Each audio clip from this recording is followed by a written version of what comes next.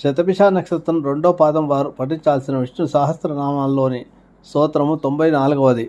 విహాయ సగతిర్జ్యోతి సురచిర్ హుత బుగ్బిహు రవిర్విలోచన రవిర్విలోచన సూర్య సవిత రవిలోచన అనే నామాన్ని రోజు 108 సార్లు జపం చేసుకోవడం ద్వారా గోచార గ్రహ దోషాలు, ఏలినాటి దోషాలు, జాతక దోషాలు, బాలరాష్ట్ర దోషాలు తొలుతాయి. మొత్తం విష్ణు సహస్రనామ పారాయణ చేసుకుంటే ఇంకా జీవితంలో ఎలాంటి సమస్యలు లేకుండా ఉంటాయి.